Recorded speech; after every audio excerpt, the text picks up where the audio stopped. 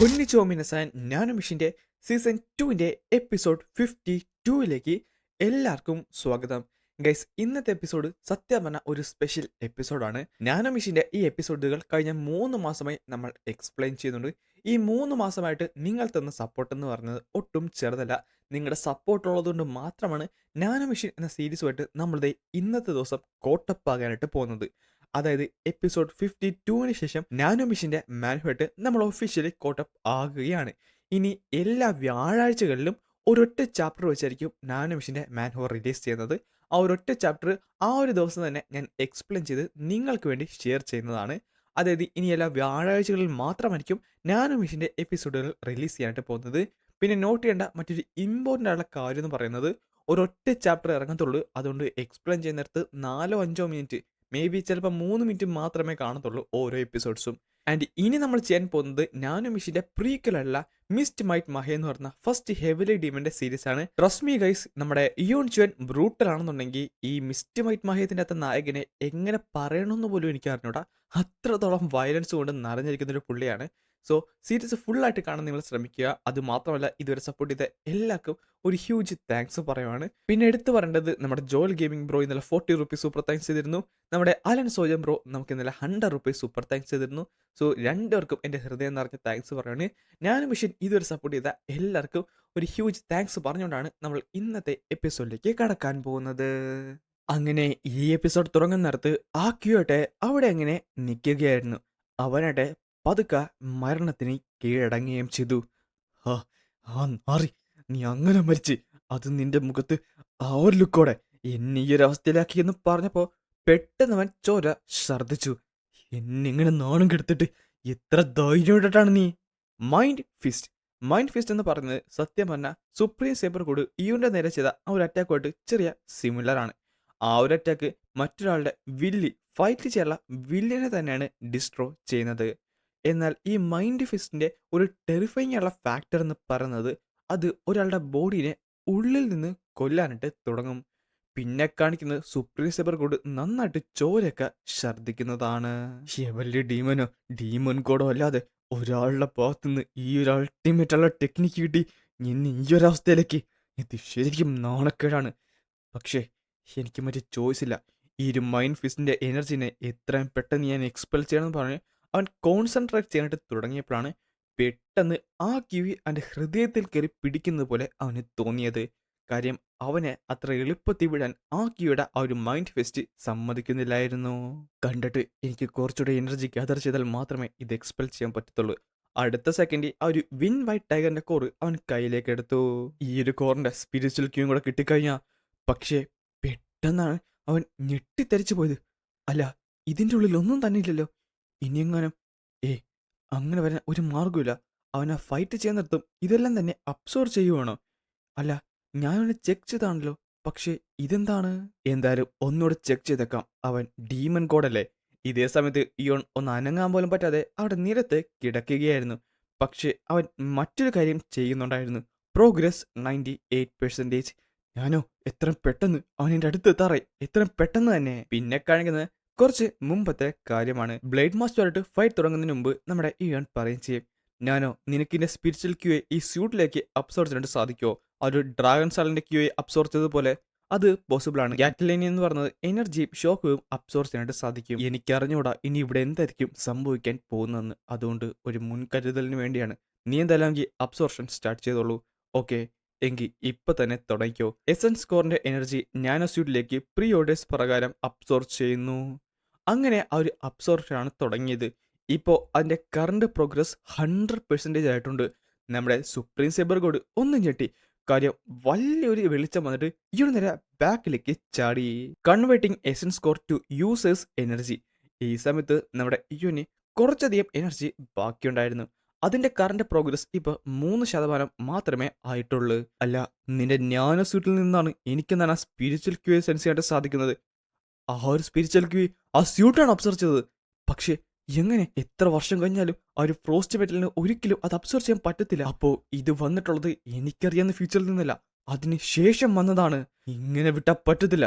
ഞാൻ ഒരിക്കലും ആ ഒരു എസൻസ് സ്കോർ അവനെ അബ്സോർവ് ചെയ്യാനായിട്ട് സമ്മതിച്ചൂടാ. ഇമ്മോർട്ടാലിറ്റി എന്ന് പറയുന്നത് ഈ ലോകത്ത് എനിക്ക് മാത്രം അവകാശപ്പെട്ടതാണ്. നീ എന്താടാ വിചാരിച്ചത്? നീ അങ്ങോട്ട് അബ്സോർച്ചിനായിട്ട് ഞാൻ അങ്ങോട്ട് സമ്മതിക്കുമെന്നോ? അപ്പോഴേക്കും ഇയോൺ അടുത്ത് അറ്റാക്ക് ആയിട്ട് പ്രിപ്പയർ ആയിട്ടുണ്ട്. പക്ഷേ കംപ്ലീറ്റ്ലി ടെൻസ്ഡ് ആണ്. എന്നിട്ട് ഇയോൺ ഒരു കൗണ്ടർ അറ്റാക്ക് ചെയ്തു. നിന്റെ ക്യോയ് ഇത്ര അധികം കൂടുതലാണെന്നുണ്ടെങ്കിൽ അവന് നേരെ മുന്നിലേക്ക് എടുത്ത് ചാടി ഇയോൺ ചെയ്ത ആ ഒരു അറ്റാക്കിനെ ഡിസ്ട്രോയ് ചെയ്ത് കളഞ്ഞു. പക്ഷേ അപ്പോഴും കുറേയധികം ആ ഒരു ഫോംലെസ്സോട് അവന്റെ നേരെ വന്നു. അവനാട്ടെ അതെല്ലാം ബ്ലോക്ക് ചെയ്യുന്നുണ്ട്. നാശം, എന്റെ ഫോംലെസ് ഉള്ള സോഡ് ഇത്ര നിസ്സാരമായിട്ടാണ് അവൻ ബ്ലോക്ക് ചെയ്യുന്നത്. അവൻ ഇഞ്ചേർഡ് ആയതുകൊണ്ട് കുറച്ചെങ്കിലും പ്രശ്നം അനുഭവിക്കുമെന്നാണ് ഞാൻ വിചാരിച്ചത്. പക്ഷേ ഞങ്ങളുടെ ഇടയിലെ ഗ്യാപ്പ് എന്ന് പറയുന്നത്. എന്നാൽ പെട്ടെന്നാണ് അവന്റെ നെഞ്ചിലേക്ക് ഒരു സാധനം കുത്തിയിറക്കിയതുപോലെ അവന് തോന്നിയത്. നമ്മുടെ സുപ്രീം സേബർ കോഡ് യൂസ് ചെയ്ത ആ ഒരു ബ്ലേഡ് ക്യൂ ഉണ്ടല്ലോ, അത് ഇയോന്റെ ഹൃദയത്തിനെ അറ്റാക്ക് ചെയ്യുമായിരുന്നു. നമ്മുടെ ആ ക്യൂ സുപ്രീം സേബർ കോഡിനെ അറ്റാക്ക് ചെയ്യുന്നത് പോലെ തന്നെ അവന് റിക്കവർ ചെയ്യാൻ ഈ ഒരു ക്യൂവേ മതി. പക്ഷേ ആ ഒരു ബ്ലേഡ് ക്യൂ ആയിട്ട് അവന് ഫൈറ്റ് ചെയ്യാൻ പറ്റുന്നില്ല. എത്രയും പെട്ടെന്ന് ഞാനിത് എക്സ്പെൽ ചെയ്യണമെന്ന് പറഞ്ഞപ്പോൾ സുപ്രീം സേബർ കോഡ് അവന്റെ തൊട്ട് മുമ്പിൽ പ്രത്യക്ഷപ്പെട്ടു. പെട്ടെന്നാണ് ഇയോണന്റെ കയ്യിലേക്ക് ആ ഒരു എനർജി ഗ്യാദർ ചെയ്തിട്ട് ഒരു അറ്റാക്ക് അങ്ങോട്ട് ചെയ്തത്. പക്ഷേ അവനത് ഡോഡ് ചെയ്ത് മാറി അവന്റെ കയ്യിൽ കയറി പിടിച്ച് അവന്റെ കൈ ഞെരുക്കി ഓടിക്കുകയും ചെയ്യും. നീ എന്താടാ വിചാരിച്ചത്? നിനക്ക് ഈ സ്പിരിച്വൽ ക്യൂണ്ട് അബ്സോർവ് ചെയ്ത് കഴിഞ്ഞാൽ എന്നെ അങ്ങോട്ട് ഉണ്ടാക്കാൻ പറ്റുമെന്നാ? അടുത്ത സെക്കൻഡിൽ ഇയോണ്ടൊരു കൗണ്ടർ അറ്റാക്ക് ചെയ്യപ്പോഴാണ് അവനൊരു അറ്റാക്ക് അങ്ങോട്ട് ചെയ്തത്. പിന്നെ കാണുന്നത് ഒരു സാധനം തെറിച്ച് പോകുന്നതാണ്. അത് ഇയോൺ ചിയോന്റെ ഇടത് കൈപ്പത്തിയായിരുന്നു. അവൻ ആദ്യമായിട്ട് ആ ഒരു വേദന അനുഭവിച്ചു. ഉച്ചത്തിൽ കിടന്ന് അലറിയാൻ അവൻ നേരെ മുട്ടുകുത്തി നിലത്തേക്ക് വീഴുകയും ചെയ്തു. ഞാൻ നിന്നോട് പറഞ്ഞതല്ലടാ നായേ, ഞാനൊരു മനുഷ്യരാണെങ്കിൽ നീ എനിക്ക് ഒരു ഈച്ച. പെട്ടെന്ന് അവൻ ചോര ഛർദ്ദിക്കാൻ തുടങ്ങി. കോപ്പ്, ആ കോമ്പാക്ട് ഡിവൈൻ്റെ അറ്റാക്ക് ഞാൻ ഇപ്പോഴും ബോധർ ചെയ്തുകൊണ്ടിരിക്കുകയാണ്. ഈ ഒരു എനർജി അല്ല, ഇവന്റെ സ്പിരിച്വൽ ക്യൂവേ എനിക്ക് അത് യൂസ് ചെയ്യാൻ പറ്റുമല്ലോ. അങ്ങനെയാണെങ്കിൽ ഡീമൺ കൊണ്ട് എനർജി എനിക്ക് അബ്സോർവ് ചെയ്യാൻ സാധിക്കും. അവന്റെ ആ ക്യൂയുടെ ആ ഒരു പ്രസൻസും എനിക്ക് കളയാൻ സാധിക്കും. എത്രയും പെട്ടെന്ന് ഇത് ഡിസ്ട്രോയ് ചെയ്തിട്ട് ഞാൻ അബ്സോർവ് ചെയ്യണമെന്ന് പറഞ്ഞ് അവനൊരു അറ്റാക്ക് ചെയ്തിട്ട് പോയി. പക്ഷേ അപ്പോഴും അവന്റെ മനസ്സിൽ എന്തൊരു ഒമ്നിയസ് ഉള്ള ഫീലിംഗ് വരുന്നുണ്ട്. ഞാനോ ഇപ്പൊ തന്നെ? പിന്നെ കാണുന്നത് ഒരു വലിയൊരു ഷോക്ക് വേവ് ആണ്. ഞാനോ ആ സ്പിരിച്വൽ ക്യൂയുടെ 5% യൂസ് ചെയ്ത് ഒരു ഷോക്ക് വേവ് അങ്ങോട്ടിട്ടു. അവനാട്ടെ തെറിച്ച് ബാക്കിലേക്ക് പോവുകയും ചെയ്യും. നല്ല ഹൈറ്റിൽ തന്നെ അവൻ തെറിച്ചു പോയി. ഈ സമയത്ത് അവൻ പറയും ചെയ്യും, ആവശ്യം എൻ്റെ ബാലൻസ്, എനിക്ക് ഇത്രയും പെട്ടെന്ന് ബാലൻസ് ചെയ്യണമെന്ന് പറഞ്ഞപ്പോഴാണ് ആ ക്യൂയുടെ മൈൻഡ് ഫിസ്റ്റ് അവനെ തകർത്തത്. പെട്ടെന്ന് അവൻ്റെ കൺട്രോൾ നഷ്ടപ്പെടുകയും ചെയ്തു. ഇതേ സമയത്ത് ഇയോൺ ചിയോൻ അവൻ്റെ 3 ഫോംലെസ് ആയിട്ടുള്ള ബ്ലേഡുകൾ ക്രിയേറ്റ് ചെയ്തു. നമ്മുടെ സുപ്രീം സേബർ കൊണ്ട് ചുറ്റിനും കൊണ്ട് നിർത്തി. ഇതെന്റെ അവസാനത്തെ ചാൻസ് ആണ്. കോമ്പാക്ട് ഡിവൈൻ്റെ ആ ഒരു മൈൻഡ് ഫിസ്റ്റ് ഉള്ളത് കാരണം ഞാനിത് റോക്കിയോയി, അതും 3 എങ്ങനെ ചോകടാന്ന് പറഞ്ഞിട്ട് പെട്ടെന്നായിരുന്നു ഇയോൺ ചിയോൻ അതെല്ലാം കൂടെ ഒരു അറ്റാക്കായിട്ട് അവന്റെ നേരെ അയച്ചത്. എന്നാൽ സുപ്രീം സേബർ കോഡ് അതെല്ലാം തന്നെ ബ്ലോക്ക് ചെയ്യുന്നുണ്ട്. പക്ഷേ എളുപ്പമല്ലായിരുന്നു. കാര്യം അവനായിട്ട് ഒരു ടെക്നിക്ക് ഇയോൺ ചിയോൻ ലിറ്ററലി ഒരു ടെക്നിക്ക് സുപ്രീം സേബർ കൊണ്ട് യൂസ് ചെയ്യിപ്പിച്ചു. എനിക്ക് ഇമ്മോർട്ടാലിറ്റി ഉണ്ടായിരിക്കും, പക്ഷേ ഈ ഒരു അവസ്ഥയിൽ ആ ഒരു അറ്റാക്ക് കിട്ടിയ അതിന്റെ ജീവന് ആപത്ത് തന്നെയാണ്. കോമ്പാക്ട് ഡിവൈൻ കോമ്പാക്ട് ഡിവൈൻ എനിക്ക് ഉണ്ടാക്കുന്ന ഒരു ഓപ്പർച്യൂണിറ്റിയാണ്. നീ എന്താടാ വിചാരിച്ചത്? ഞാനിതങ്ങോട്ട് വേസ്റ്റ് ചെയ്ത് കളയുമെന്നാ? പെട്ടെന്ന് അവന്റെ ആ ഒരു ടെക്നിക്ക് ലിറ്ററലി ബ്രേക്ക് ചെയ്യാനായിട്ട് തുടങ്ങി. നാശം, ആ ഒരു ക്യൂയെ ഡീമൺ ഗോഡ് എന്ന് പറഞ്ഞ് അവൻ ഉച്ചത്തിൽ കിടന്ന് അലറിയപ്പോഴാണ് പെട്ടെന്ന് അത് സംഭവിച്ചത്. പിന്നെ കാണുന്നത് ഹ്യൂജ് ആയിട്ടുള്ള ഒരു എക്സ്പ്ലോഷൻ ആണ്. ഇയോൺ ചിയോനും ബാക്കിലേക്ക് തെറിച്ച് പോയിരുന്നു. ഇയോന്റെ അറ്റാക്ക് സക്സസ്ഫുള്ളി തന്നെ അവിടെ കൊണ്ടു. ആ സമയത്ത് തന്നെ ഞാനോ പറയും ചെയ്യും, യൂസറിന്റെ ഹെഡ് സെവർലി ഡാമേജ്ഡ് ആയിരിക്കുന്നു. യൂസറിന്റെ ലൈഫ് ക്രിട്ടിക്കൽ കണ്ടീഷനിലാണ്. Executing emergency recovery mode. ഞാനോ എന്നെയല്ല, അവനിപ്പോ പെട്ടെന്ന് കണ്ണുയർത്തി നോക്കിയ ഇയോൺ ഒന്ന് അത്ഭുതപ്പെട്ടു. ആ ഒരു പൊടിപടലങ്ങളുടെ ഇടയിൽ അവനവിടെ നിപ്പുണ്ടായിരുന്നു. നീ മങ്കോട്, നീ നീ എന്ന് പറഞ്ഞ് അവൻ ഉച്ചത്തി അലറാന്നർത്ഥം അവന്റെ ശരീരത്തിന്റെ ഒരു ഭാഗം പൂർണ്ണമായിട്ടും തകർന്ന് പോയിരുന്നു. ഇവൻ ഇവൻ ശരിക്കും അപ്പം ഇമ്മോർട്ടലാണല്ലേ? ഞാൻ ആ 5 സീക്രട്ട് ബീങ്സിന്റെ കോർ അബ്സോർവ് കൊണ്ട് ഇമ്മോർട്ടലായതാണ്. പക്ഷേ ഇവന്റെ ഈ ബ്ലാക്ക് എനർജി എൻ്റെ റീജനറേഷനെ കംപ്ലീറ്റ്ലി ഇന്റർഫിയർ ചെയ്യുവാണ്. ഇത് എത്രയും പെട്ടെന്ന് എക്സ്പെൽ ചെയ്യണമെന്നും പറഞ്ഞപ്പോഴാണ് ഒരു വേദന അങ്ങോട്ട് വന്നത്. അവന്റെ ശരീരത്തിനെ പിടിച്ച് മുറുക്കുന്നത് പോലെ.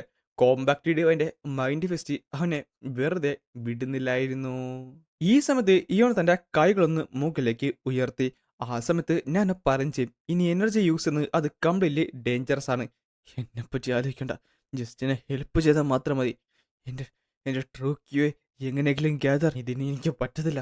അവൻ്റെ ഹൃദയം എനിക്ക് ഇപ്പോൾ എടുക്കണം പറഞ്ഞ് ഇയോൺ ഒരു അറ്റാക്ക് അങ്ങോട്ട് ചെയ്തു. അത് സുപ്രീം സേബർ കൊണ്ട് തൊട്ട് മുമ്പിലെത്തിയപ്പോഴാണ് പെട്ടെന്ന് ഗുൾ വൂൺ വന്ന് അതങ്ങോട്ട് ബ്ലോക്ക് ചെയ്തത്. നാശം, ഇത് മൈലോഡ് താങ്കൾ ഓക്കെ അല്ലേ? കുഴപ്പമൊന്നുമില്ലല്ലോ. ഗുൾവൂൺ, ഞാൻ വിചാരിച്ചത് ഡീമൺ കോഡിനെ അദ്ദേഹം എളുപ്പത്തിൽ തന്നെ ഹാൻഡിൽ ചെയ്യുമെന്നാണ്. പക്ഷേ ഇതൊട്ടും തന്നെ ഈ ഒരു പല്ലി അതിനെ നന്നായിട്ട്, അത് മാത്രമല്ല അതിൻ്റെ ശരീരം റീജനറേറ്റ് ചെയ്യുന്നില്ല. അതെന്താണ്, ആ ഒരു ബ്ലാക്ക് എനർജി കാരണമാണോ? മൈലോഡ്, ഞാൻ എൻ്റെ എനർജി താങ്കൾക്ക് തരാം. ഇല്ല, എനിക്ക് ഈ ഡീമൺ ലോഡിനെ കൊല്ലണം. നമ്മൾ എത്രയും പെട്ടെന്ന് അവൻ ഇവിടെ വെച്ച് തന്നെ മൈലോഡ് താങ്കൾ റിക്കവർ ചെയ്യണം. അതാണ്. ഇല്ലെന്ന് പറഞ്ഞില്ലേ, ഞാൻ പറഞ്ഞതുപോലെ അങ്ങോട്ട് ചെയ്താൽ മതി. ഞാൻ ആദ്യമായിട്ടാണ് അദ്ദേഹത്തിന് ഇത്രയധികം ദേഷ്യത്തി. അല്ല, ഇത് മേ ബി ഡീമൺ കോഡിനെ പറ്റി ഇങ്ങനെ പറയുന്നുണ്ടെങ്കിൽ അദ്ദേഹത്തിന് ശരിക്കും പുഷ് ചെയ്തുകൊണ്ടായിരിക്കണം. ശരിയാണ്, അവനെ ഞാൻ കൊല്ലണം. മൈലോഡ്, താങ്കൾ പറയുന്ന പോലെ ഞാൻ ഉറപ്പായിട്ടും ചെയ്തിരിക്കും. എന്നിട്ടാണ് അവനത് ചെയ്തത്. പിന്നെ കാണുന്നത് അവൻ്റെ ബ്ലേഡിലേക്ക് ആ ഒരു തീ പടർന്ന് കയറുന്നതാണ്. എന്നിട്ട് പറയും ചെയ്യും, കുറച്ചധികം നാളുകളായി ഞാൻ എൻ്റെ ഈ ഒരു ഫയർ കിന്നിന്റെ പവർ യൂസ് ചെയ്തിട്ട്. ഈ സമയത്ത് ഇയാനാട്ടെ അത് തലയുയർത്തി നോക്കുകയും ചെയ്യും. മൈലോഡ്, താങ്കൾ പറഞ്ഞത് ചെയ്യാൻ പോകുന്നതുകൊണ്ട് ഈ എന്നെ അറ്റാക്ക് ചെയ്യാനായിട്ട് അവൻ ചാടി വരുന്നുണ്ട്. നാശം, എൻ്റെ ശരീരം, എനിക്ക് അപ്പോ ഇതാണ് എൻ്റെ അവസാനം. നീ ചാകാൻ സമയമായി ഡീമൺ കോഡ് എന്ന് പറഞ്ഞ് ഒരു അറ്റാക്ക് ചെയ്യാനായിട്ട് വന്നപ്പോഴാണ് പെട്ടെന്ന് ഒരു ഐസ് വാൾ അവിടെ പ്രത്യക്ഷപ്പെട്ടത്. അവൻ്റെ സൈഡിൽ നിന്ന് പെട്ടെന്ന് മറ്റൊരു അറ്റാക്ക് വരികയും ചെയ്യും. അതാട്ടെ നമ്മുടെ ഡാൻജു ചിയോണായിരുന്നു. എന്നിട്ട് രണ്ടുപേരും ബാക്കിലേക്ക് മാറി. ആരാണ് നീ? ദ ഹെവലി ഡീമൺ ഡിവൈൻ കൾട്ടിന്റെ ഗ്രേറ്റ് ടെല്ലർ ഡാൻജു ചിയോൺ. എന്ത്, ഇതുപോലത്തെ ഒരു മാർഷൽ മാസ്റ്റർ ഇവരുടെ ഡിമോൺ കളിയിലുണ്ടായിരുന്നോ? നീ എന്തായാലും കുറച്ച് സ്ട്രോങ്ങർ ആണ്. പക്ഷേ നീയായിട്ട് കളിച്ചു നിൽക്കാൻ എനിക്ക് സമയമില്ലെന്ന് പറഞ്ഞ് അവൻ 3 കൗണ്ടർ അറ്റാക്ക് അങ്ങോട്ട് ചെയ്തു. ഡാൻജു ചിയൻ അത് ബ്ലോക്ക് ചെയ്യുന്നുണ്ട്.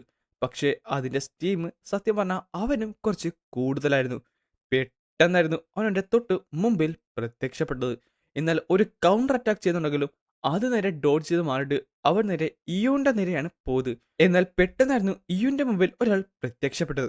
പിന്നെ കാണുന്നത് ഗുൾവൂൺ അവിടെ ഉണ്ടെന്ന ആ ഒരു സ്ഥലം പൊട്ടിത്തെറിപ്പിച്ചുകൊണ്ട് ബാക്കിലേക്ക് പോകുന്നതാണ്. എന്നാൽ അവിടെ കൊണ്ട് തീർന്നില്ല. സാർമ ആ തൊട്ട് മുമ്പിൽ പ്രത്യക്ഷപ്പെട്ടിട്ട് ഒരു കിടിലൻ അറ്റാക്ക് അങ്ങോട്ട് ചെയ്തു. എന്നിട്ട് നേരെ ബാക്കിലേക്ക് മാറി നിന്നു. നീ ആ ഡോർക്കിംഗ് അല്ലേ? കൾട്ട് ലീഡറിനെ ആരെങ്കിലും തൊട്ടിട്ടുണ്ടെങ്കിൽ അവനെ ഉറപ്പായിട്ടും കൊന്നിരിക്കും. നാശം, അവൻ മാത്രമല്ല ഇതേ സമയത്ത് നമ്മുടെ സിക്സോഡ്സും ഹിയോബോങ്ങും അവിടേക്ക് വരുന്നുണ്ടായിരുന്നു. കൾട്ട് ലീഡർ, താങ്കൾ ഓക്കെ അല്ലേ? കൾട്ട് ലീഡർ, അല്ല താങ്കൾ എന്താണ് ഈ ഒരു അവസ്ഥയിൽ? ഈ സമയത്ത് ഈയനെ അവർ പൊക്കിയെടുത്തു. അല്ല, താങ്കൾ കൈ ആ ടൈമിൽ അത് റീജനറേറ്റ് ചെയ്യാനായിട്ട് പതുക്കെ ശ്രമിക്കുന്നുണ്ട്. ഇതെല്ലാം കണ്ടുകൊണ്ട് ഗുൾവൺ അവിടെ നിൽക്കുകയായിരുന്നു. ആ ഒരു ഗ്രേറ്റ് ടെല്ലർ മാത്രമായിരുന്നെങ്കിൽ എനിക്കിത് മാനേജ് ചെയ്യുമായിരുന്നു. പക്ഷേ ഇപ്പൊ ഇത് ശരിക്കും ഡേഞ്ചറസ് ആയ എല്ലാവരുടെ ജീവൻ, മേ ബി എന്റെ ജീവനും. ഒരു കാര്യം ചെയ്യാം, തിരിച്ചു പോയിട്ട് അതേമായിട്ട് രക്ഷപ്പെടാന്ന് പറഞ്ഞപ്പോഴാണ് ഒരാൾ അവിടേക്ക് ചാടി വന്നത്. അത് നമ്മുടെ ഇഞ്ചു ചെയ്യണമായിരുന്നു. അവന്റെ ശരീരത്തിന്റെ പകുതി പോയിട്ട് പോലും അവനിന്നും ജീവനോടെ ഇരിക്കുന്നു. അതുകൊണ്ട് അതെന്തായാലും ഒരു മനുഷ്യനായിരിക്കത്തില്ല. ഇയോനെ ഈ ഒരു അവസ്ഥയിലേക്ക് എത്തിച്ചിട്ടുണ്ടെങ്കിൽ അവൻ ശരിക്കും ഡേഞ്ചറസ് ആയുള്ള പേഴ്സണാണ്. എനിക്ക് കിട്ടിയ ചാൻസ് ആണ്. അവനെ എത്രയും പെട്ടെന്ന് കൊള്ളാൻ പറഞ്ഞ് ഇഞ്ചു ചെയ്യാനോട്ടെ അവനെ നേരെ പാഞ്ഞ് വരികയാണ്. ഗുൾവൂൺ ഇത് കണ്ടിട്ട് ഇല്ല, ഒന്നും ചെയ്യലെന്ന് പറഞ്ഞ് അവിടെ കിടന്ന് ഉച്ചത്തി അലറുകയാണ്. അദ്ദേഹം ഹെവലി ഡീമൺ സോഡാന്റെ തേർഡ് ടെക്നിക്കാണ് യൂസ് ചെയ്തത്. പക്ഷെ പെട്ടെന്ന് ആ ഒരു അറ്റാക്ക് പതിക്കുന്നതിന് മുമ്പ് നമ്മുടെ ഹോങ് ഹ്യോലോട്ട് അവനെടുത്തിട്ട് അവിടുന്ന് ഓടി.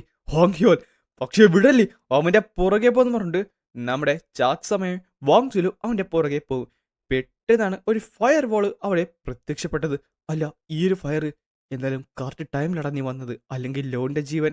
എന്നിട്ട് ഗുൾവോണും അവന്റെ പുറകെ പോവുകയും ചെയ്യും. ഇവിടെ കൊണ്ട് അവസാനിച്ചെന്ന് നീ ഒന്നും കരുതണ്ട. ഇല്ല, അവനെ തടയെന്ന് പറഞ്ഞിട്ട് നമ്മുടെ ഡാൻജുച്ചിയനും സാർമായും അവരുടെ പുറകെ പോവുകയും ചെയ്യും. ഹെഡ് ഗാർഡിയനെ ഫോളോ ചെയ്യും, ആരും വെറുതെ വിടില്ലെന്ന് പറഞ്ഞിട്ട് ദേഷ്യം വന്ന നമ്മുടെ ഹിയോ വങ്ങം പുറകെ പോയപ്പോഴാണ് പെട്ടെന്ന് നമ്മുടെ മിൻഗ്യു ഉച്ചത്തി കിടന്ന് കാറിയത്. അവരൊന്ന് സ്റ്റക്കായിപ്പോയി. എന്നിട്ട് അവൾ ചോദിക്കുകയും ചെയ്യും, അല്ല മിൻഗ്യു, എന്ത് പറ്റി? കൾട്ട് ലീഡർ ശ്വാസം എടുക്കുന്നില്ല. പിന്നെ നമ്മൾ കാണുന്നത് ശ്വാസമെടുക്കാതെ അവിടെ കിടക്കുന്ന ഇയോൺ ജിയോനെയാണ്. നീ എന്താണ് ഈ പറഞ്ഞത്? ശ്വാസം എടുക്കുന്നില്ലല്ലോ. സുപ്രീം ഹെവലി ടീം, നീ നീ നീ കളിക്കല്ലേ? അല്ല, നീ എന്നെ പേടിപ്പിക്കുന്നുണ്ട് കേട്ടാ. അത് അദ്ദേഹത്തിന്റെ ലൈറ്റ്, ആ ശരീരത്തുണ്ടെന്ന ലൈറ്റും കിട്ടും. ഇപ്പൊ അദ്ദേഹത്തിന്റെ കൈ സ്ട്രെങ്തും ഇല്ല, ശ്വാസവും. ആ സമയത്ത് മാറ്, ഞാൻ നോക്കാന്ന് പറഞ്ഞിട്ട് ഇഞ്ചി ചെയ്യാൻ വന്ന് അവന്റെ നോക്കുകയും ചെയ്യും. പെട്ടെന്ന് അവൻ ഞെട്ടിത്തെറിച്ച് ബാക്കിലേക്ക് വീണു. സൂപ്പർ ഹെവി ഡിമൻ, എന്ത് പറ്റി? ഇയോൺ ഇയോൺ ശ്വാസം എടുക്കുന്നില്ല. അവൻ അവൻ ശ്വാസം ഇല്ല, അങ്ങനെ വരത്തില്ല. അത് അത്ര പെട്ടെന്ന്. ശരിയാണ്, അദ്ദേഹത്തിന് കുഴപ്പമൊന്നും കാണത്തില്ല. ഇങ്ങനെ ഇല്ല. ഞാൻ എന്റെ ട്രൂ ക്യൂ അദ്ദേഹത്തിന് കൊടുക്കാന്ന് പറഞ്ഞ് ഗുൾവുൺ തുടങ്ങാൻ പോയപ്പോഴാണ് ഇഞ്ചു ചെയ്യാൻ അവളുടെ കയ്യിൽ കയറി പിടിച്ചത്. വേണ്ട, അത് നീ ചെയ്യാൻ പാടില്ലാത്ത ഒരു കാര്യമാണ്. അവൾക്കാട്ടെ അവളുടെ സങ്കടം സഹിക്കാൻ പറ്റുന്നില്ലായിരുന്നു. അവൾ നന്നായിട്ട് കരയാൻ തുടങ്ങി. അവളുടെ കണ്ണുനീര് അവന്റെ ശരീരത്ത് വീഴാൻ തുടങ്ങി. പെട്ടെന്നായിരുന്നു ഒരു മഴ അവിടെ പെയ്തത്. ഡി- ഡീബല്ലോ, താങ്കൾ താങ്കൾ എന്നെ ഇങ്ങനെ ഇട്ടിട്ട് പോയി കഴിഞ്ഞാൽ ഞാനിനി എന്ത്? അപ്പോഴാണ് ഒരു പ്രകാശം അവിടേക്ക് വന്നത്. അവൾ ഞെട്ടിത്തെറിച്ചുപോയി. കാര്യം ഇവന്റെ ശരീരത്തിന്റെ ചുറ്റിനും ഒരു അബ്നോർമൽ അല്ല ലൈറ്റ് വരികയും അവൻ തനിയെ മുകളിലേക്ക് ഉയരാനും തുടങ്ങി. എന്താണ് സംഭവിക്കുന്നതെന്ന് ആർക്കും മനസ്സിലായില്ല. പെട്ടെന്നാണ് അവന്റെ ശരീരത്തിന്റെ അകത്തുനിന്ന് ഒരു സാധനം വന്നിട്ട് അവനങ്ങോട്ട് പൊതിഞ്ഞ് കെട്ടിയത്. അല്ല, അത് 5 കളറുള്ള എനർജി അല്ലേ? അതിനർത്ഥം ആ ഒരു 5 സീക്രട്ട് ബീങ്സ് അവന്റെ ശരീരത്തുണ്ടായിരുന്നോ? ദ ഫയർ ക്യൂ ആയുള്ള ഫയർ കിങ്, ദ കോൾഡ് ക്യൂ ആയുള്ള ഗ്രേറ്റ് പെങ്, വിൻ വൈറ്റ് ടൈഗറിന്റെ ആ ഒരു വിൻ ക്യൂ ആയി, ലൈറ്റ്നിങ് ക്യൂ ആയിട്ടുള്ള ആ ഒരു ഡ്രാഗൺ സളറിന്റെയും. പക്ഷേ സുപ്രീം ഹെവലി ഡിമൻ ആ കാണുന്നത്, അതേടാ, എനിക്കറിയാമായിരുന്നു അവൻ അത്ര പെട്ടെന്നൊന്നും. ഇയോൺ ഇപ്പൊ മെറ്റമോർഫോസിലൂടെ കടന്നു പോകുകയാണ്. പക്ഷേ ആ ഒരു ബ്ലാക്ക് എനർജി അതെന്താണ്? അത് ആ 5 സേക്രഡ് ബീങ്സിന്റെ എനർജിനെ അബ്സോർവ് ചെയ്യുന്ന പോലെ. അത് ഹെവലി ഡിമൺ ക്യൂ അല്ലേ? അതെ, അവസാനത്തേന്ന് പറയുന്നത് ആ ഒരു എർത്ത് ഡ്രാഗൺ ഇമൂഗിയുടെ സേക്രഡ് ക്യൂ ആണ്. പക്ഷേ അതിന് സബ്സ്റ്റിറ്റ്യൂട്ട് ആയിട്ടാണ് ഹെവലി ഡിമൺ ക്യൂ ആക്ട് ചെയ്യുന്നത്. എങ്കിലും ഇതിപ്പോ ബാലൻസ് ചെയ്യപ്പെടുവോ? കണ്ടിട്ട് പെട്ടെന്ന് ഇയോന്റെ ചുറ്റിനും ഒരു കറുത്ത ഗോളം പ്രത്യക്ഷപ്പെട്ടു. ആരും തന്നെ അടുത്തേക്ക് വന്നു പോയില്ലേ? ആദ്യത്തിനെ ശല്യപ്പെടുത്താൻ പാടില്ല. സുപ്രീം ഹെവലി ഡിമൻ, ഇവിടെ എന്താണ്? എനിക്കും അറിഞ്ഞൂടാ. പക്ഷേ നമ്മൾ അധികം സേഫ് ആയിട്ടിരിക്കാൻ വേണ്ടി ഹോപ്പ് ചെയ്യാം. അല്ലാതെ ഈ സമയത്ത് ഇയോൺ സ്ട്രഗിൾ ചെയ്യുന്നുണ്ടായിരുന്നു. അവൻ മനസ്സിൽ പറയും ചെയ്യും, അല്ല, ആ ഒരു ഗ്രേറ്റ് ക്യൂയുടെ ഫ്ലോ ഞാൻ ഇതുവരെ അനുഭവിക്കാത്ത പോലെയാണ്. എനിക്ക് കാണാനോ ഫീൽ ചെയ്യാനോ സ്മെൽ ചെയ്യാനോ ഒന്നും തന്നെ പറ്റുന്നില്ല. പക്ഷേ ഈ ഒരു ശബ്ദം, ഈ ഒരു ബീറ്റ്, ഇതെവിടെ നിന്നാണ്? ഇതെന്റെ ഹൃദയത്തിൽ നിന്നാണോ? പക്ഷേ മൈൻഡ് ബ്ലേഡ് അല്ല, ഇത് മറ്റെവിടുന്നോ? ഏ ചോദ്യം തെറ്റിപ്പോയി. ഞാൻ കേൾക്കുന്നത് എന്തിന്റെ ശബ്ദമാണെന്നാണ് ഞാൻ ആദ്യം ചോദിക്കേണ്ടത്. ഈ ഒരു ശബ്ദം ഇവിടെയുള്ള ഇത് റിലത്തിന്റെ തന്നെയല്ലേ? അതെ, എനിക്ക് എല്ലാ എനർജിയും സെൻസ് ചെയ്യാനായിട്ട് സാധിക്കുന്നുണ്ട്, ഫീൽ ചെയ്യാനായിട്ട് സാധിക്കുന്നുണ്ട്. ഓരോ എനർജിയുടെ ഫ്ലോയും എനിക്ക് മനസ്സിലാവുന്നുണ്ട്. സ്പിരിച്വൽ ക്യൂയും എസൻസ് സ്കോറും എല്ലാം തന്നെ ഈ നേച്ചറിന്റെ ഒരു ഭാഗം തന്നെയാണ്. ഇപ്പോൾ ഒരു ബാലൻസ് ക്രിയേറ്റ് ചെയ്യപ്പെടുവാണ്. ചുരുക്കം പറഞ്ഞാൽ ഞാൻ ഈ പ്രകൃതിയായിട്ട് ഒന്നായി മാറുകയാണ്. ക്യൂ എന്ന് പറയുന്നത് ഒരാളുടെ ശരീരത്തിനുള്ളിൽ അടച്ചിടേണ്ട ഒരു കാര്യമല്ല. അതിന് പകരം അതിൻ്റെതായ ഒഴുക്കിനനുസരിച്ച് അതിനെ തുറന്ന് വിടേണ്ടതാണ്. ആ സമയത്ത് ഇയോന്റെ ശരീരം പതുക്കെ പൊടിയാനിട്ട് തുടങ്ങിയിരുന്നു. 5 സീക്രട്ടുള്ള ബീങ്സിന്റെ എനർജി ബാലൻസ് ചെയ്തിട്ടിരിക്കുകയാണ്. പക്ഷേ ഇത് നേരത്തെ പോലെയല്ല. കാര്യം ഹെവലി ഡീമൺ ക്യൂയെ അതിനെല്ലാം തന്നെ ബ്ലീഡ് ചെയ്യുവാണ്. പക്ഷേ ഒട്ടും മോശമല്ല. എന്നാൽ അപ്പോഴും ഇയോന്റെ ഹൃദയത്തിൽ ആ ഒരു വേദനയുണ്ടായിരുന്നു. അവൻ സ്ട്രഗിൾ ചെയ്യുന്നുണ്ടായിരുന്നു. കാര്യം സുപ്രീം സേബർ ഗോഡിന്റെ ആ ഒരു മൈൻഡ് ബ്ലേഡ് അവനെ ഇപ്പോഴും ഈ ഒരു മെറ്റമോർഫിസ് നടക്കുന്ന ഈ ഒരു സമയത്തും അവനെ അലട്ടുന്നുണ്ടായിരുന്നു. താങ്ക്ഫുള്ളി അതെന്തായാലും വീക്കർ ആയിക്കൊണ്ടിരിക്കുകയാണ്. ഈ ഒരു ചാൻസ് ഞാൻ ഒരിക്കലും വിടാൻ പാടില്ല. കംപ്ലീറ്റ്ലി കോൺസെൻട്രേറ്റ് ചെയ്, അതെല്ലാം വിട്, എന്റെ ബോഡിയിൽ നിന്ന് പുറത്തു വന്ന് പറഞ്ഞുകൊണ്ട് ഇയോൺ സ്ട്രഗിൾ ചെയ്യാൻ നേരത്ത് അവന്റെ ശരീരത്തുണ്ടായിരുന്ന ആ ഒരു ബ്ലേഡ്, അതായത് മൈൻഡ് ബ്ലേഡ് ലിറ്ററലി ബ്രേക്ക് ചെയ്യാനായിട്ട് തുടങ്ങി. പിന്നെ കാണുന്നത് അവന്റെ ഹൃദയത്തിൽ നിന്ന് ഒരു വലിയൊരു പ്രകാശം പുറത്തേക്ക് വരുന്നതാണ്. ഇതെല്ലാം കണ്ടിട്ട് ഞെട്ടിത്തരിച്ചുകൊണ്ട് നമ്മുടെ മിൻഗ്യു അവിടെ നിൽക്കും. ആ ഒരു ശബ്ദം എന്താന്ന് നമ്മുടെ ഹിയോബോങ്ങിന് മനസ്സിലായില്ല. അല്ല, അവിടേക്ക് നോക്ക്. എന്നാൽ അവർ കണ്ട ആ ഒരു കാഴ്ച എന്ന് പറയുന്നത് DMLOന്റെ ശരീരത്തിന്റെ അകത്ത് വന്ന ഇപ്പോഴത്തെ ആ ഒരു എനർജി ലിറ്ററലി ആകാശത്തിനെ രണ്ടായിട്ട് വിഭജിച്ചിരിക്കുന്നു. ഗൈസ്, അങ്ങനെയാണ് നാനോ മിഷിന്റെ നമ്മുടെ എപ്പിസോഡ് 52 അവസാനിക്കുന്നത്.